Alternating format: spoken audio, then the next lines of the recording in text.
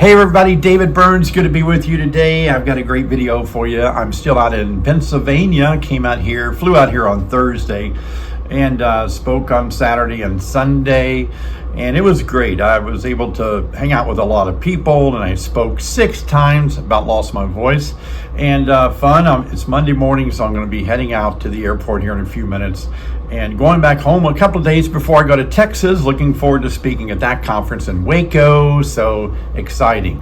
Now, this video that I'm going to show you now is one that I tried to play during my live stream on Thursday, but it just didn't work. So I'm going to share a video coming up, and it's one that I made for you guys about 2 beekeepers that don't get along. And I think this is going to be a real helpful video to really help us understand the need for beekeepers to get along and to appreciate differences of opinion and kind of just have this community and involvement with each other. I think that the beekeeping community really needs. I want to get right into the teaching because I am excited about the teaching tonight. Now, the teaching is something dear to my heart.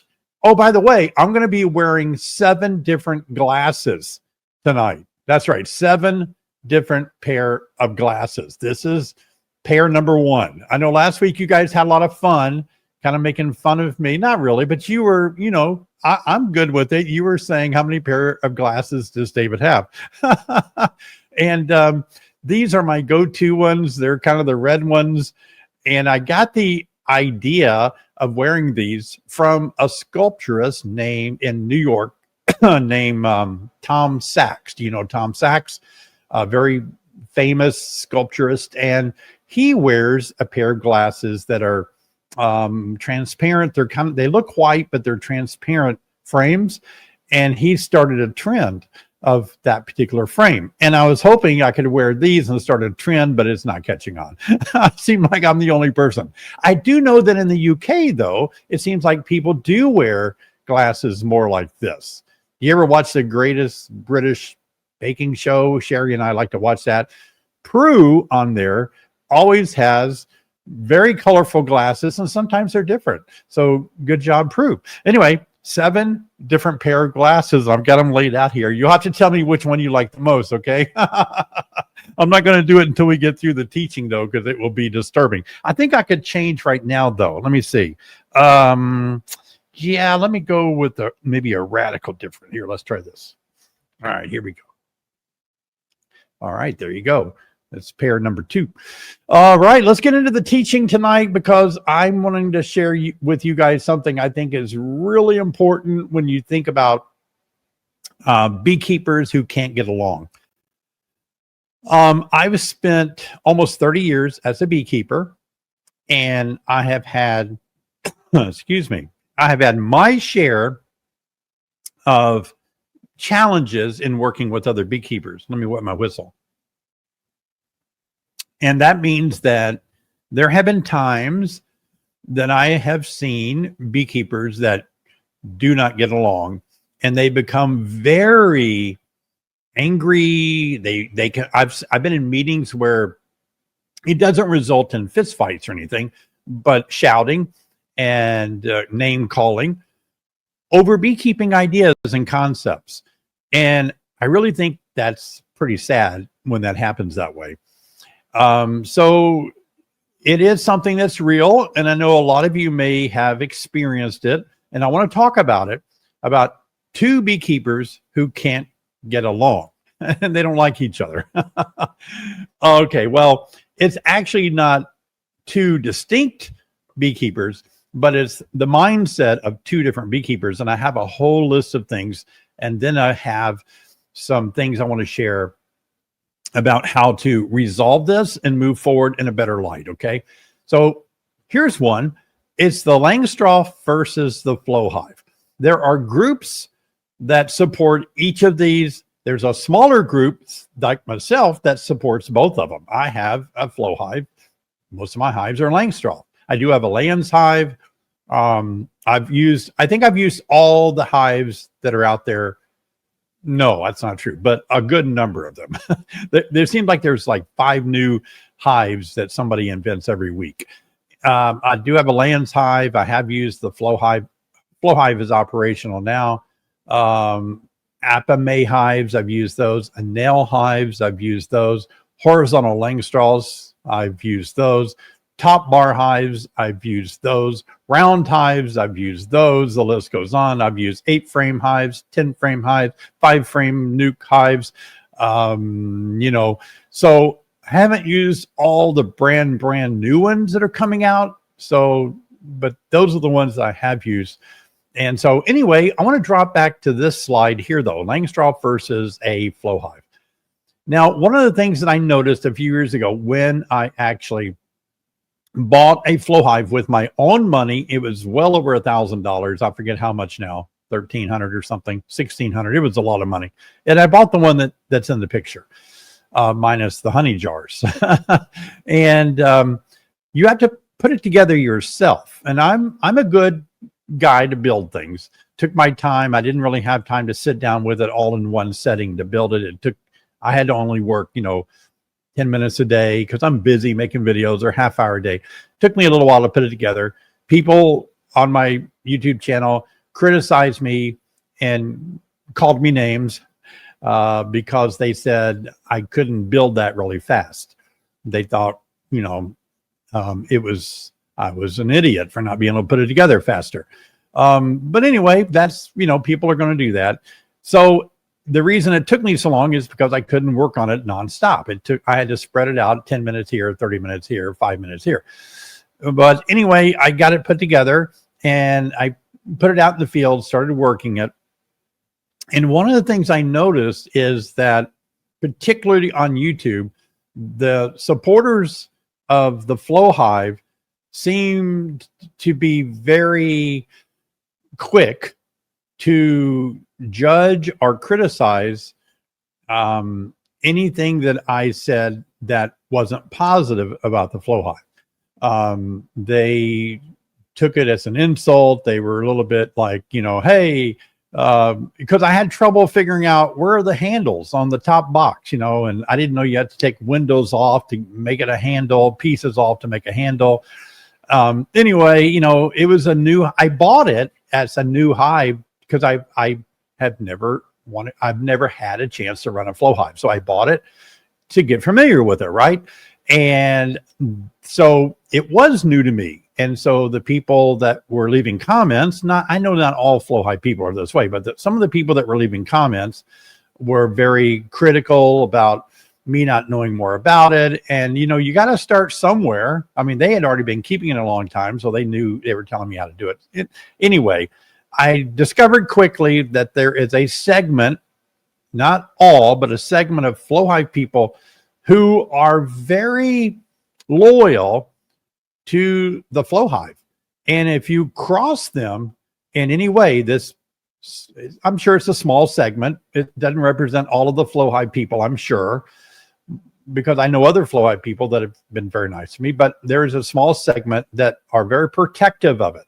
Not the company, not that, but it's just beekeepers that they're Flow Hive beekeepers and they're tired of hearing people criticize the Flow Hive. There has been a lot of criticism about the Flow Hive. When it first came out many years ago, my colleagues were critical of it. Turn a crank, that takes away the experience. That's going to make beekeepers feel like they're not supposed to open the hive to do management. There was all those accusations, they're going to die. They're not going to be able to learn beekeeping, blah, blah, blah. Well, to set matters straight, that's why I love that I bought it and paid for it with my own money, made videos about it, is that it gave me an opportunity to show it, teach about it, show you how I'm running it, show you how you turn the crank, and also I represented the company well, I think. And I still do. I think they did a very good job in the equipment that they provide for you to put together. They do a really good job giving you a booklet. Oh, it's time to change my lens. Hang on. They give you a manual, actually. So in this manual, they will tell you things like, they explain you have to treat for mites. You have to exactly how to do it. They don't advocate. The company does not advocate that you just put bees in there, ignore it, turn a crank, don't touch it. But that's what some of the allegations are. And that's not how the Flow Hive is presented by the company at all. Another thing about the difference between the Flow Hive and the Langstroth is that the Flow Hive is a Langstroth hive. It is. I mean, by design, it is after the Langstroth model, as you can see here. The only difference is that top box, excuse me, is a specific Flow Hive honey extraction box that you turn a crank and the honey flows out. Okay, so otherwise it is a Langstroth. You do it all the same. So that's a clarification I think that needs to be made. So what are my thoughts about the Flow Hive versus the Langstroth? My thoughts don't matter. I'm going to keep track of which glasses I've worn. My thoughts really don't matter. You do what you want to do. If you want to do a Flow Hive, if you want to have nothing but a Flow Hive because you love the design, the beauty of it, the ease of extracting, I think you should do it and not be judged or criticized by other beekeepers. Do it your way. You know what I mean? I enjoy extracting honey from a Langstroth hive the traditional way. But I also did find it very easy to turn that crank. I know that I learned quickly. You don't want to put it all the way in there and turn it all at once. It doesn't work good. You have to put it in there a quarter of the way at a time and turn the crank. But it was easy. A fly, as you can see in one of my videos, a fly did go into the jar when I was filling it. But again, I think that goes back to the manual says you should put cheesecloth or something like that around the tube as it goes into the jar. So I didn't follow their instructions. It's not their fault a fly flew in there. All right. So anyway, there's no reason there should be there should not be a line drawn in the sand. I mean, seriously, I think I'm not going to criticize people that are using a Flow Hive. I'm not going to judge them. I'm not going to say they're taking a shortcut. I'm not going to say all of that. I don't think that. We should let people use the type of hives that they want to. They do need, as their Flow Hive manual says, to really do a good job at handling mites and managing bees, knowing a lot about bees before you start. It is not the company's fault if some people would buy the Flow Hive to think it's just dump bees in, do nothing, and turn a crank. That's not what they promote. Okay.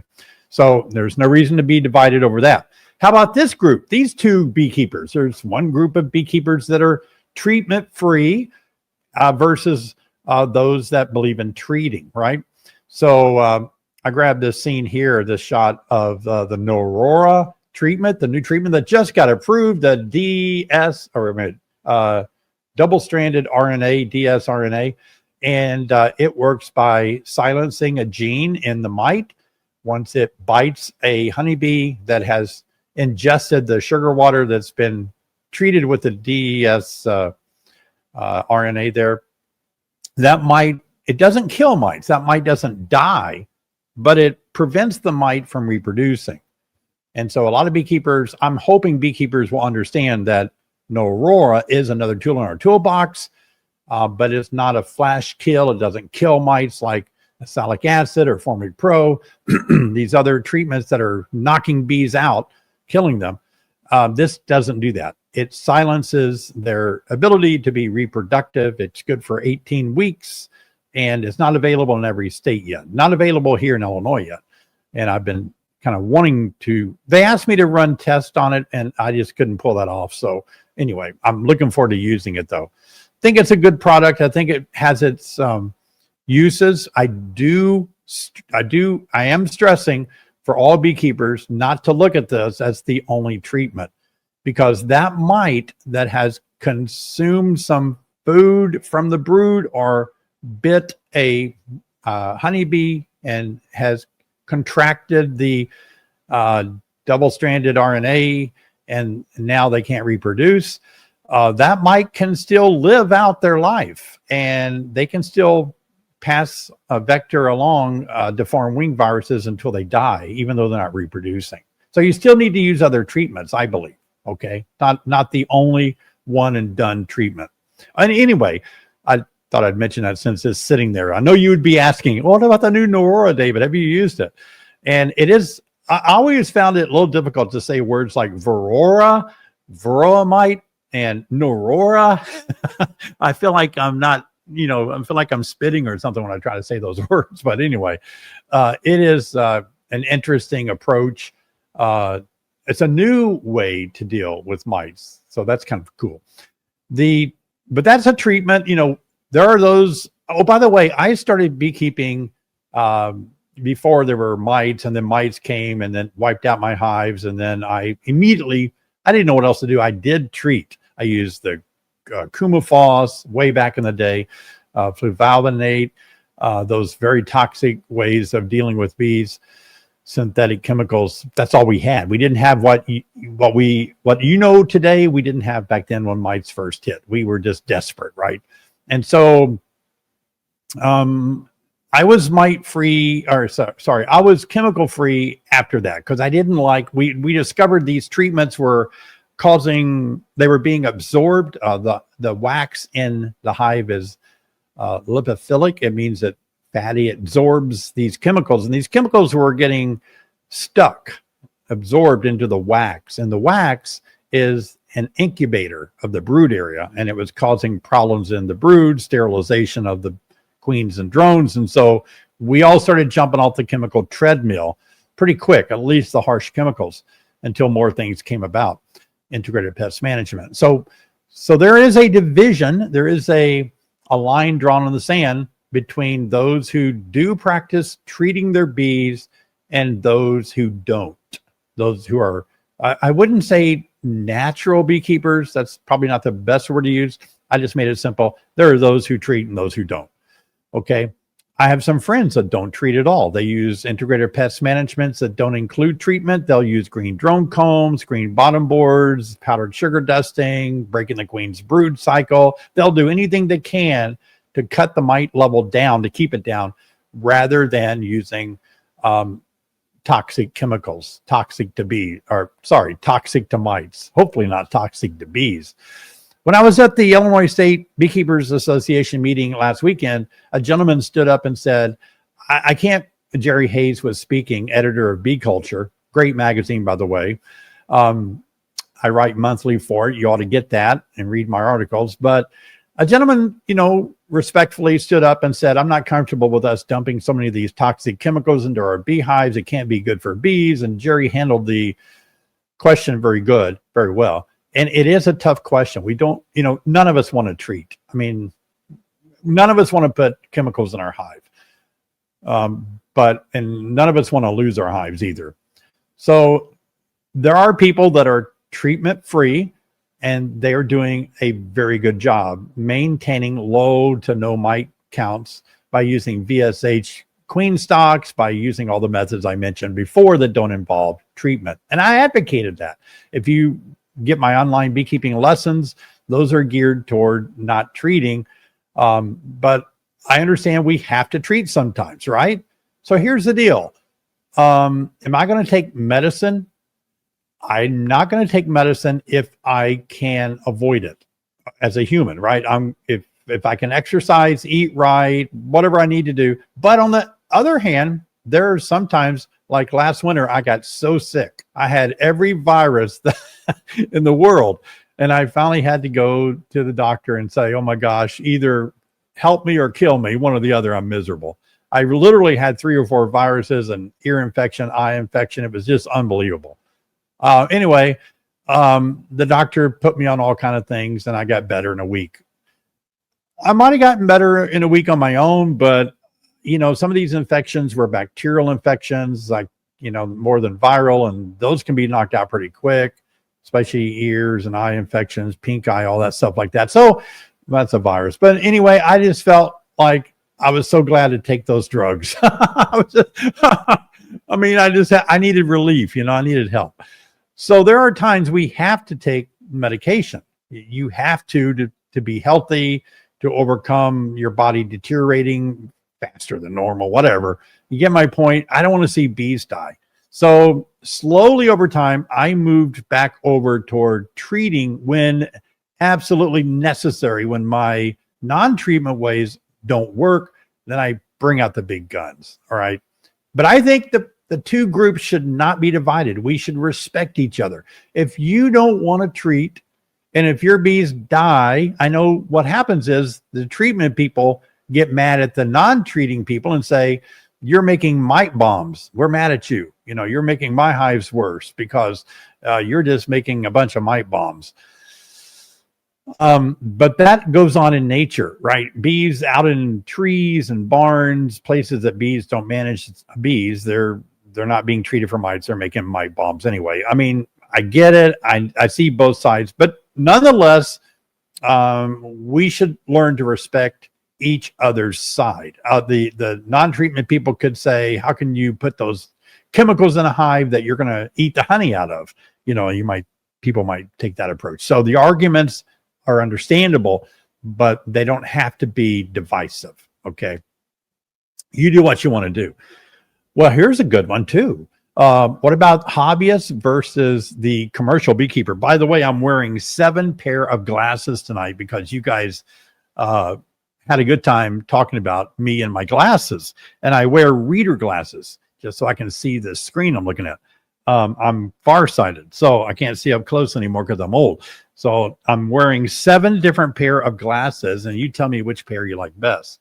Oh, these aren't these don't help me to see very good. Anyway, you tell me which one you like best. So let's talk about hobbyists versus the commercial beekeeper.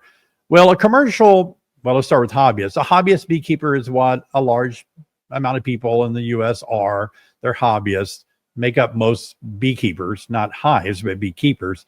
And they have 1, 2, up to, 49 hives, I think. But, they're hobbyists. They have a good time playing with bees. They're not in it to make a living. They're not in it to actually, make it their life. They're just enjoying the hobby. And then you have the commercial beekeeper that has 500 or more. Yeah, I think that's the right number. 500 or more. Sideliners are like 50 to 500.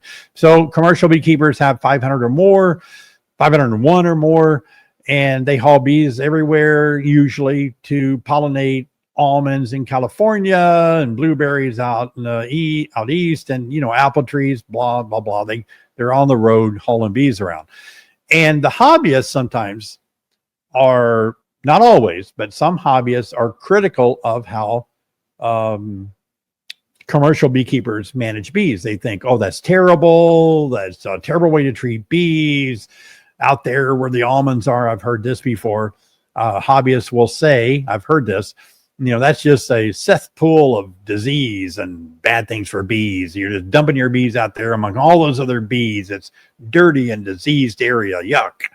And then, the commercial beekeepers, I've heard them say or seen their attitude, not all, but some say, we're in this to make money, and hobbyists really don't know what they're doing. You hear a different view that's not always endearing to each other.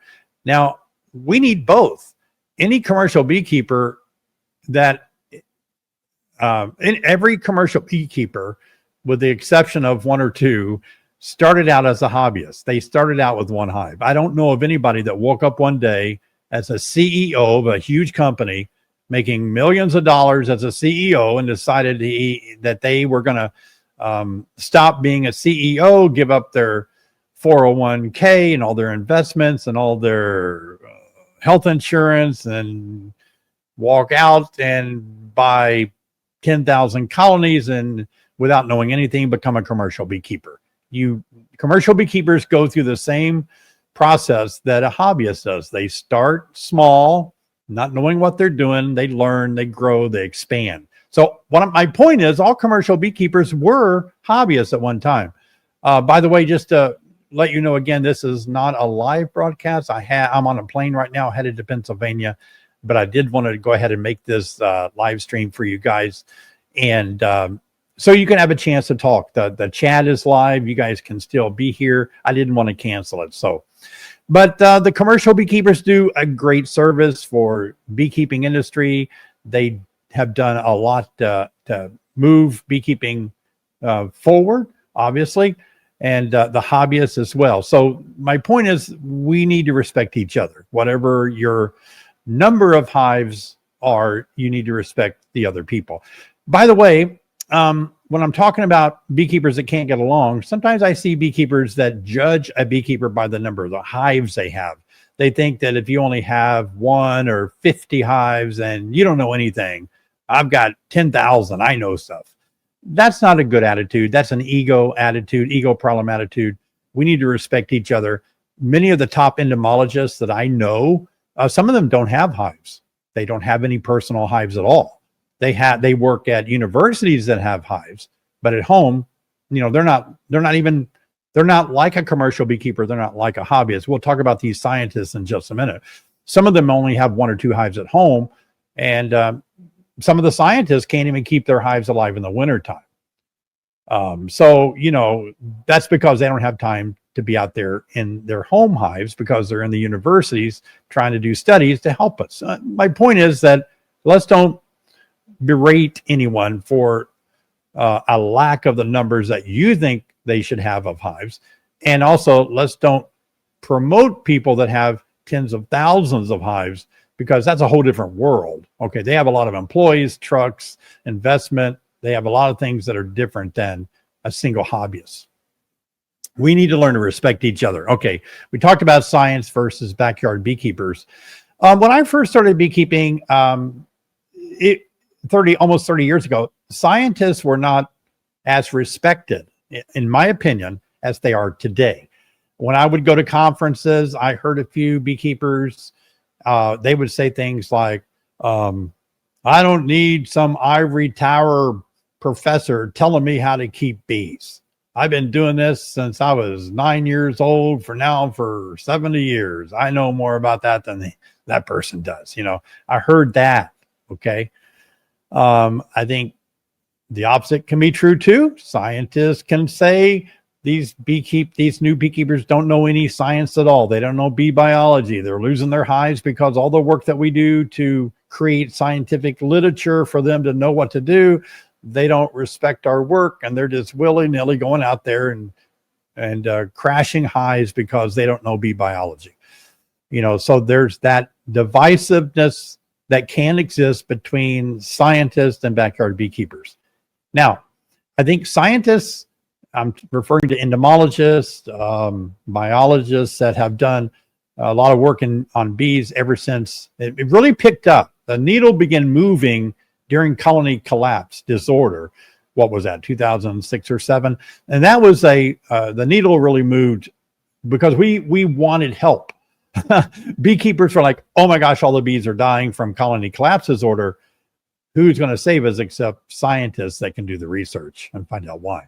And so that really was a kind of a olive branch between scientists and beekeepers. It was a time when beekeepers and scientists began to really accept each other and respect each other.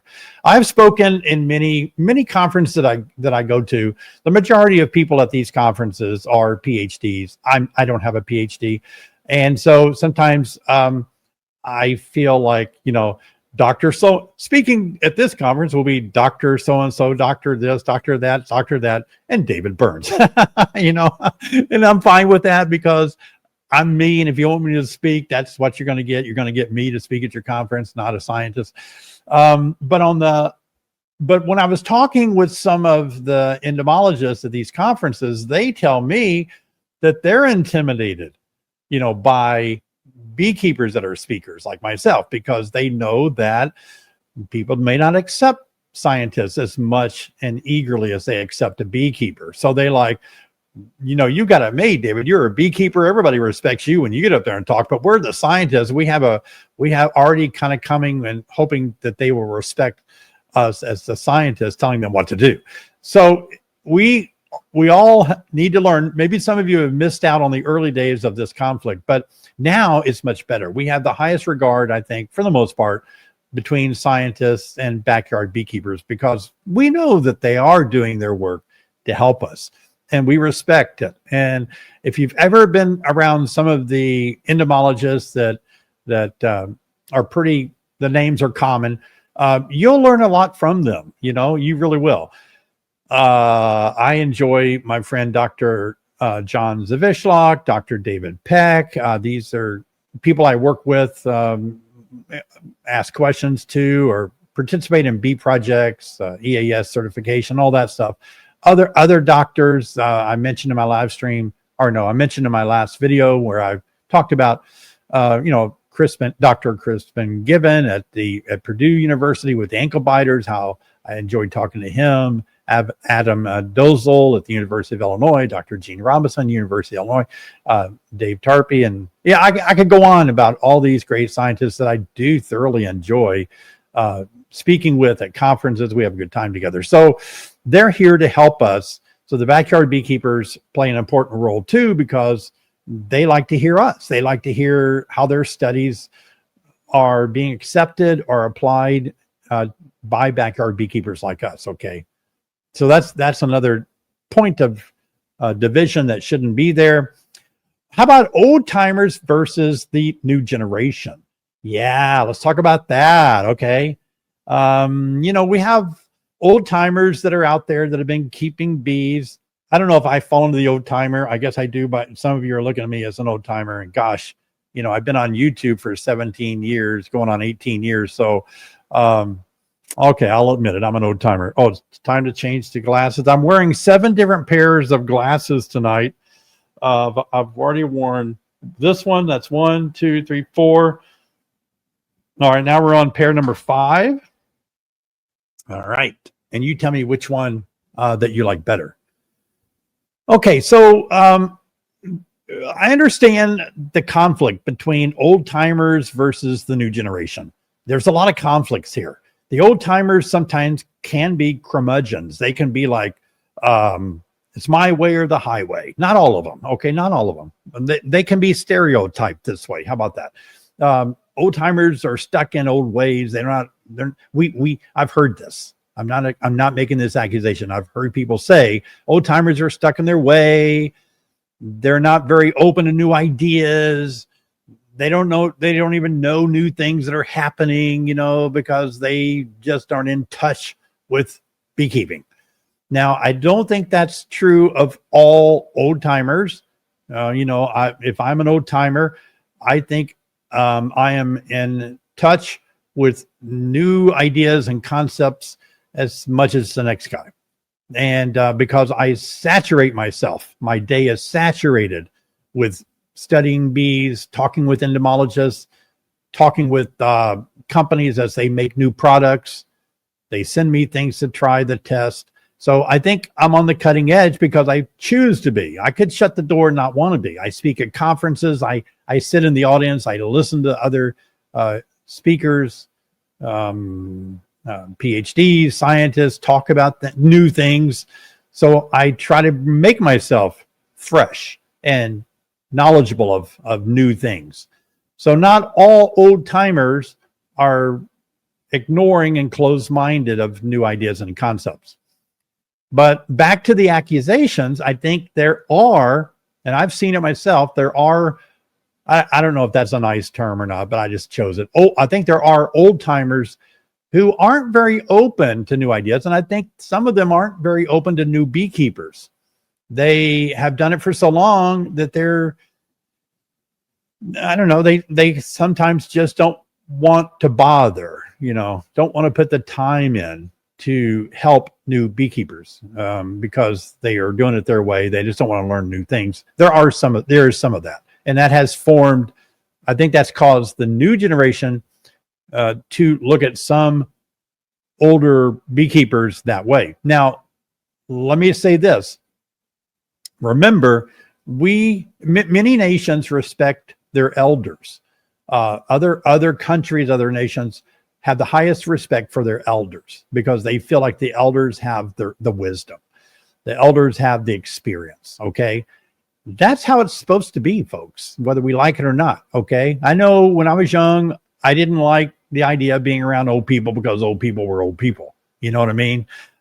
That's just, I'm not proud of that. I'm just being honest. When you're young, you want to hang around young people. You don't want to be around old people. You don't want to go to a nursing home because old people are there. You know what I mean? You just think, ooh, old people. I get it. I understand. I've been there. But that's not the right way to look at our elderly. Our elderly need our love, respect, and encouragement because they do hold wisdom. They do hold experience. So there are an enormous amount of older beekeepers that have done it far longer than I have, that hold a treasure chests of information, experience that any new young person would just appreciate so much if you got to know that old time beekeeper and let them give you the gold nuggets of beekeeping. One of the people that come in mind, I don't think he's much older than me, is John Benham in Kentucky. John serves on my field team to prepare the field tests for the EAS Master Beekeeper certification. John Benham is unbelievably one of the sharpest people in beekeeping I have ever met. He is the gold standard of a beekeeper. He is constantly reading. He not just new literature, the old time beekeepers. He's gleaming fun facts from beekeepers of long ago. And if you ever speak to John Benham, gosh, you'll be shocked at his level of knowledge and experience. He has a lot of hives. He's been a beekeeper a long time. He's sharp. He's an old timer that we all would find it to be a privilege to sit at his feet and learn something. Now, let me go the other way. Yeah, there are people that might not be patient with the new generations coming in. New generations are different. I'm speaking in Pennsylvania. You know, that's where I am right now. I'm on a plane. And I'm going to be giving one of my talks on being a good mentor and a good mentee, because we need to understand that in my talk, I don't want to spill the beans, let the cat out of the bag now, but we have to understand that mentoring has shifted dramatically with the introduction of social media, like it or not. Okay. Anyway, so yeah, new people don't learn, and they don't learn the way that older beekeepers learned. New beekeepers learn through social media, YouTube, Facebook, Twitter. They learn. They don't necessarily go to club meetings. Some do, but their learning style is different. They stay more by themselves, I think, than in big groups. Not all of them, but in general, I think new generation loves to learn things online, and that's how they like to do that. So we need to find a way to mentor the new generations that works for them, not a relic of the past that worked for us, but we need to work with the new generations on what their learning style is. You know what I mean? Yeah, I think that's really helpful. Anyway, there's no reason to be divided between old timers and the new generation of people coming into beekeeping. We need to find a way to really bridge that gap. Now, here's what I'm excited about sharing too. What about this one? Look at this. Engage versus directed. Now, this means, and this is one that's dear to my heart. I put all this together. This is not something I grabbed from somewhere. I made all this. I've kind of worked a long time with this concept, how to put it in words, a language that would be understandable. So there are two types of beekeepers. There's the engaged beekeeper, and then there is the directed beekeeper. Let me explain.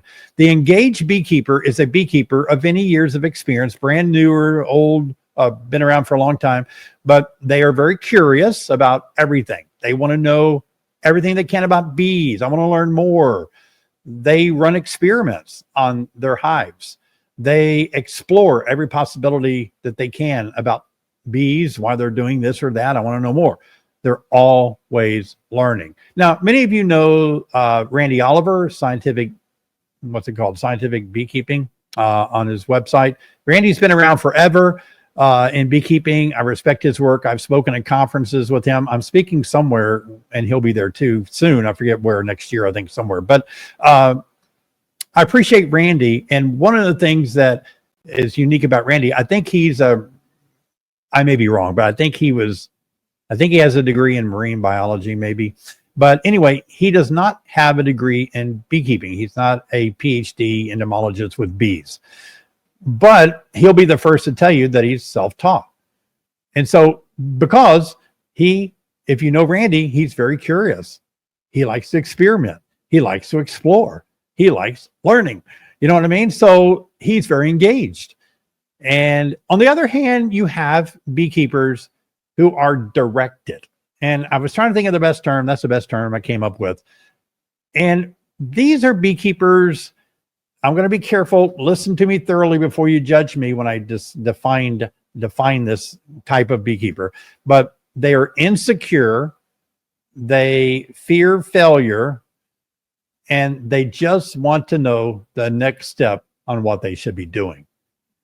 And this is sort of normal if you're a new beekeeper. Every new beekeeper is insecure. You can't help it. Every new beekeeper fears that they're going to fail. I get it. That's part of it.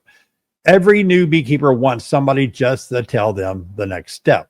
That's fine. That's acceptable among new beekeepers, okay?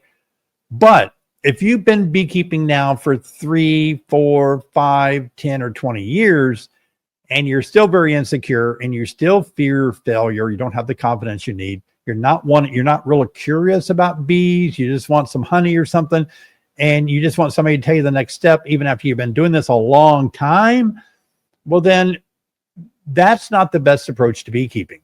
Because if you don't know the why and the how comes and the what ifs about beekeeping, then you're destined to fail.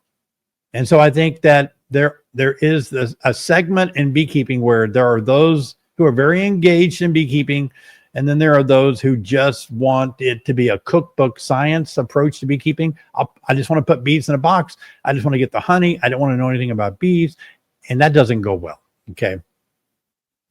Now, division among beekeepers weakens our beekeeping community. That's what's really sad. We need strength in our beekeeping community because, as you know, the funding of research is tremendous. It costs a lot of money, whether you like it or not. Some of you may not agree that we should spend money on science and all that, but whether you like it or not, I guess funding research is so expensive. And I was wanting to buy a scale that could measure the weight of honeybees so that I could measure whether their honey crop whether they were full or empty and all that.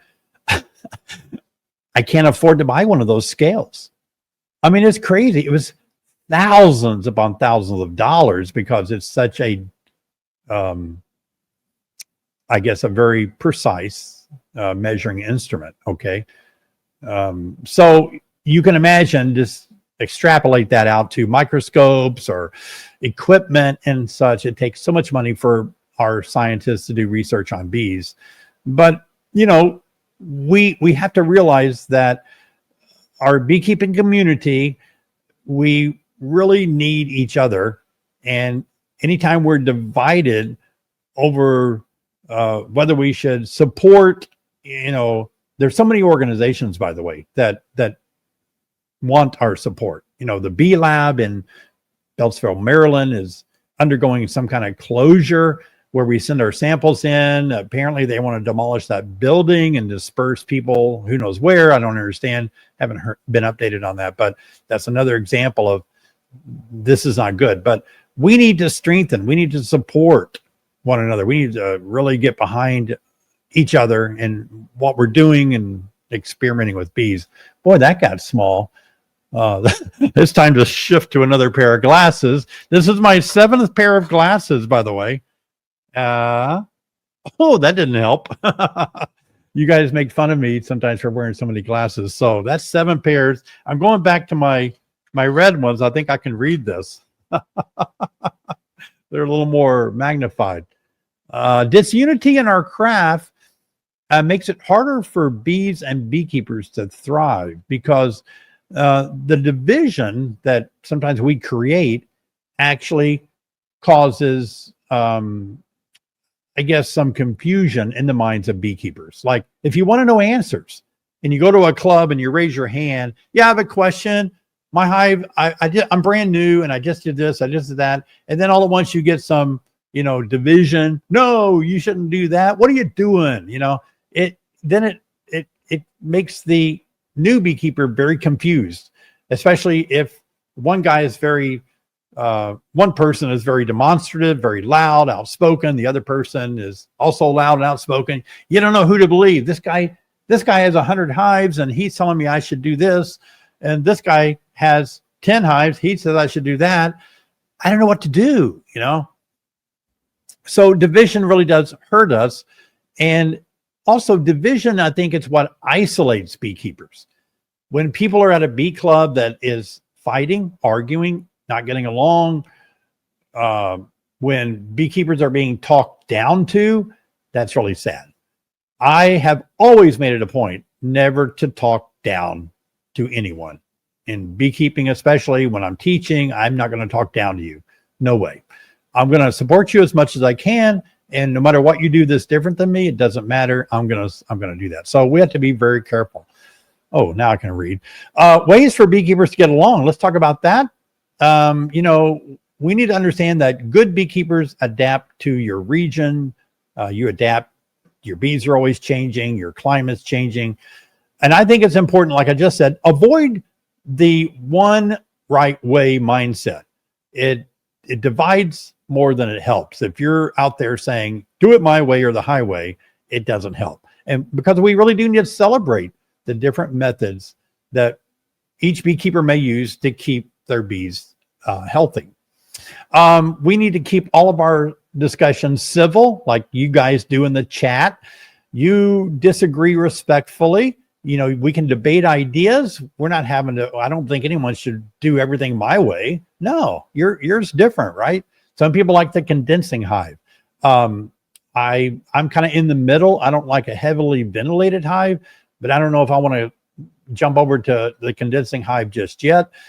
My hives work well the way they're working now in my winter here. I respect the condensing hive. I respect the people that like a lot of ventilation. Reverend Langstroth had heavy ventilated hives, but I think we need to ask questions before judging someone's practice. If they've thought it through, not doing it just because somebody told them to, but if they've thought it through and they've experimented and it works best that way, we need to let them do it and respect them for doing it. So we need to model kindness. You know, I think whether it's on social media platforms or whether it's in meetings, we always need to show respectfulness and be kind. And also, unity in beekeeping begins when we value people as much as we value the bees, okay? These two beekeepers are working together. One's watching, probably mentoring the other. And just let that sink in for a minute, that we need to value people as much as we value our bees. And I think that's critical as well. We need to share our knowledge, not our ego. Like I said earlier, let's teach each other without talking down. Let's encourage curiosity and humility instead of competition. That's really a big one today. You know, I want to be the best. I want to have my beekeeping store better than that beekeeping store. We don't want our egos to take over. Replace "you're doing it wrong" with "here's what works for me." You hear me say that a lot. I say, "Here's what works for me right now." I always say right now. It may not tomorrow, but right now, this is what's working for me. And finally, we need to be bridge builders, not barriers. We don't need to be making barriers. I think it's important to join a local club. Maybe your state organization, you're not a member there. It'd be good if you joined your local state association. I want to speak to that in a minute. I know that you can join a club and sometimes it's no fun being there because of sometimes they're not ran very efficiently, or they're ran by one person, one agenda, one opinion, and it gets kind of old. Okay. You don't gain anything. And that's too bad. But the only thing that we can change about it is being a part of it. The only change that we can implement is by going in and respectfully nudging them along to become a club that is not the way you want it to be, but a club that's efficient, productive, helpful, encouraging to beekeepers. But certainly join your state association as well. Almost every state has an organization. I speak at a lot of the state associations. So those are places that bring in a lot of speakers that can help you a lot too. But try to branch out and support other avenues of beekeeping. Like when I was at the Illinois State Conference, Pam Carter was there talking about the honey judging organization that she heads up or a part of. And that's really cool to learn about. You know, maybe you're a beekeeper and you're working bees and you're trying to keep your bees alive, but there's a lot of different ways that you can enjoy beekeeping. You can become a honey judge. You know, you can participate. My friend Tom Copenhaver up north, he's participating in an FDA study with all of his bees. I mean, there's a lot of ways that you can branch out into other avenues of beekeeping. But probably most significantly, you can mentor new beekeepers. And I think that's critical today. I know you're one person and it's hard to mentor all the new beekeepers, but even me, as busy as my schedule is, every year I try to accept 5 or 6 people that are new to beekeeping. And many of you have been a part of that. And then you come and work bees with me and Patrick. And I think that's pretty cool when you can do it that way. So just some final words about this division in beekeeping. It is getting better. I really do believe it is. There are still pockets of division and hostility in beekeeping, animosity or lines drawn in the sand. I don't know why that is. It's just ego, I think, that gets in the way. Ego has never been a good thing when it gets out of shape and starts wanting to promote oneself above another person. If we can just join hearts and arms and hand together in beekeeping, our bees would be much better off. And I'm going to be speaking in Texas, by the way, a week from this weekend. And maybe you'll want to join me in Waco, November 20th, 21st. And one of my talks is about not only becoming a better beekeeper, but becoming a better beekeeper toward each other, not just our bees, but toward each other. I'm going to drill down a little more. Looking forward to that talk too. But yeah, that's fun. So try to extend, try to think about the things that I've said and try to really find a way to value each other as much as you value your bees. Now, in the chat tonight, I think it's great to see so many of you that are getting along, hopefully, and that you enjoy the camaraderie, the community of just how fun it is, you know, to enjoy other beekeepers, right? This is a craft that has brought us together and it allows us to meet each other. I've met so many great people through beekeeping. I'm so glad I got into beekeeping. The first day that the gentleman introduced me to beekeeping, when we cut a beehive out of a fallen tree, I had no idea it would change my life for the better forevermore. Wow. I had no idea. I thought it was just something I was doing. And wow, look what's happened. But so I respect him and him introducing me to beekeeping. I've met so many great people. I have great friends in beekeeping.